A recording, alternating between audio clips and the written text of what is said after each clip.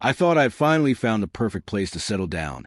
A peaceful home in a beautiful neighborhood where everything looked calm and well kept.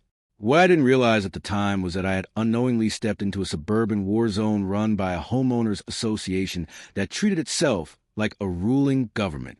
My name is Alex, and this is the story of how my own HOA tried to take my house away from me, and ended up learning they had chosen the wrong person to mess with. Like most HOA conflicts, it started with something small. After decades of working a stressful and demanding career, I decided it was time to slow down and enjoy a quieter life. That's when I moved into Willow Creek Estates, a gorgeous lakeside community known for its tidy streets and peaceful atmosphere. The house itself was exactly what I wanted. The view of the water was beautiful, the landscaping was pristine, and the neighbors all seemed welcoming at first. The community rules didn't seem unreasonable either. Keep your lawn trimmed. Bring your trash cans in on time. Follow the usual neighborhood guidelines. Nothing out of the ordinary. I had no problem following those rules. About a month after moving in, I received my first official letter from the HOA. It was neatly printed with the Willow Creek Estates logo at the top, looking very formal and authoritative. The violation? My garden gnome. According to the notice, decorative lawn ornaments that were considered whimsical or mythical were strictly forbidden under community guidelines. I couldn't help but laugh when I read it. It felt a little ridiculous, but I didn't want to cause trouble over something so trivial. So I moved my little gnome, Bartholomew, to the back patio where he wouldn't be visible from the street. I assumed that would be the end of the matter. Unfortunately, it was only the beginning.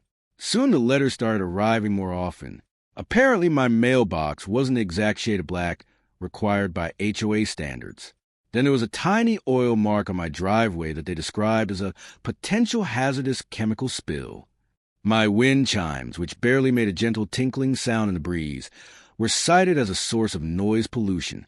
Every notice came with a fine attached to it. They started at $50, but each new violation increased the penalty. Before long, the situation became impossible to ignore. The president of the HOA board was a woman named Karen Thompson. She kept her lawn trimmed with surgical precision, wore her hair in a perfectly styled helmet, and had a permanently condescending smile that suggested she enjoyed every minute of her authority. Karen would patrol the neighborhood daily in a golf cart, like a monarch inspecting her kingdom. Clipboard in hand, she constantly searched for anything that might violate the HOA rules. A blade of grass too tall, a trash can visible for too long, anything that could be turned into another citation. Eventually, I decided to confront the issue directly. I attended one of the HOA board meetings held in the community clubhouse. The room felt stiff and uncomfortable as I calmly explained that many of the violations were trivial, or in some cases completely fabricated. Karen and the rest of the board listened to my explanation without showing any real interest. When I finished speaking, she simply folded her hands and replied coldly, "The rules are the rules, Mr. Evans. They exist to protect the property values of this community. If you can't follow them, perhaps Willow Creek is not the right place for you." The message was clear. Discussion over. After that, the fines kept coming. At first, I paid them just to avoid escalating the situation, but it quickly turned into a never-ending cycle. Every time I corrected one issue, they found 3 more. They claimed my rose bushes were an unapproved variety. I received another violation because a delivery package sat on my porch for more than 2 hours. At that point, it was obvious this wasn't about enforcing rules anymore. It was about control, and I had clearly been singled out. Then one afternoon I came home after a long week of work and found a bright orange notice taped to my front door. It was a foreclosure notice. According to the HOA, I now owed thousands of dollars in unpaid fines and fees. They claimed the community bylaws allowed them to place a lien on my property and begin foreclosure proceedings to recover the money. I stood there staring at the notice in disbelief.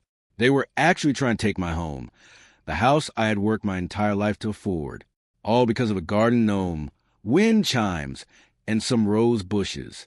The notice said I had 30 days to either pay the full amount or vacate the property. Suddenly, the friendly atmosphere in the neighborhood disappeared. Neighbors who once greeted me warmly now avoided eye contact when I walked past. They were afraid.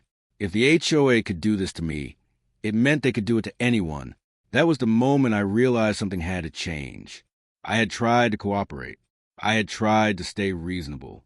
But Karen and her board had mistaken patience for weakness. They had absolutely no idea who they were dealing with.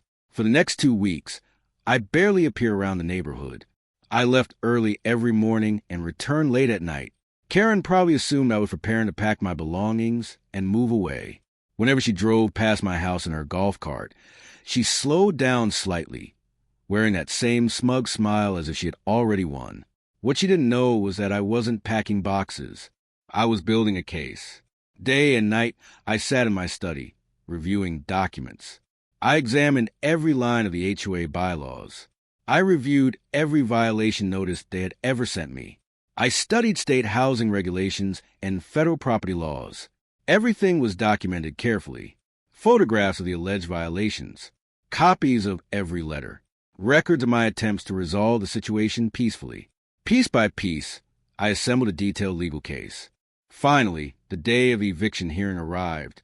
Instead of taking place in a courtroom, it was held in the same sterile community clubhouse where the board meetings occurred. Karen and the HOA board sat behind a long table like a panel of judges. Their attorney, a sharply dressed man with a confident smile, sat beside them.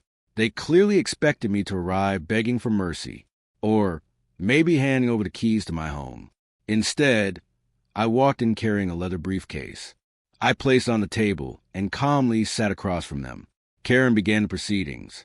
"Mr. Evans," she said with fake sympathy, "we are meeting today due to your repeated violations of community standards and your failure to pay the resulting fines. The board has voted to foreclose on your property. This is your final opportunity to resolve the matter." I let a long silence settle over the room. Then I looked directly at her. "There will be no settlement, Miss Thompson," I said calmly, "because what you and this board have done constitutes harassment, abuse of authority, and illegal foreclosure practices." Their lawyer scoffed immediately. "Those are serious accusations, Mr. Evans. Do you have evidence?" I opened my briefcase. "Oh, I have plenty." One by one, I began laying documents across the table. Exhibit A, the HOA's financial records, obtained through subpoena, showing suspicious patterns in fee collection and spending that suggest misuse of funds. Exhibit B, sworn statements from 3 former board members who resigned after witnessing the board deliberately target homeowners. Exhibit C, a legal review of your bylaws showing multiple sections that violate state fair housing regulations. Karen's face slowly turned pale. Their lawyer's confident smile disappeared. I continued speaking. "You have systematically used minor and subjective violations to impose predatory fines on residents you personally dislike. You've created a hostile environment and used foreclosure threats as a tool of intimidation. What you've done isn't just unethical. It's illegal." The lawyer tried to recover. "And who exactly are you to make such claims?" he asked sharply. "Are you some kind of attorney?" I leaned forward slightly. "You could say that. For the past 25 years, I've spent my career interpreting and enforcing the law." Then I reached into my briefcase and pulled out a business card. I slid it across the table toward Karen. She picked it up. Her eyes widened instantly. Her hand began to shake. The lawyer leaned closer to read it. His jaw dropped. The card read, "The Honorable Alex Evans, United States District Judge, Federal Judiciary." The room fell completely silent. You could have heard a pin drop. The entire balance of power shifted in that moment. "Miss Thompson," I said calmly, my voice carrying the authority of the bench, "your HOA is no longer dealing with a frustrated homeowner. You are now the subject of a federal investigation that I have personally initiated. We will be examining potential racketeering, wire fraud, and multiple violations of the Fair Housing Act. I strongly recommend that every member of this board retain excellent legal representation. This meeting is over. I'll see you in my courtroom." I gathered my documents and walked out of the clubhouse, leaving the board sitting there in stunned silence. Over the next several months, the investigation uncovered years of corruption within the HOA. Karen and several board members were formally charged. The association was dismantled and later rebuilt under court supervision. All predatory bylaws were removed. Every lien, including the one against my home, was voided. Today, Willow Creek Estates feels like an entirely different neighborhood. People greet each other again. The tension is gone. And Bartholomew the garden gnome has returned his rightful place in my front yard. A small statue representing a very big victory. Sometimes neighbors stop me while I'm walking through the community and thank me. They say I saved their homes. But the truth is simple. I was just doing my job. I upheld the law and reminded a power-hungry HOA that they're not above it, because you should always be careful who you try to evict. You never know who might be sitting on the other side of the bench. Thanks for listening to my story. If you've ever dealt with a nightmare HOA, share your experience in the comments. And don't forget to like and subscribe for more stories about justice being served.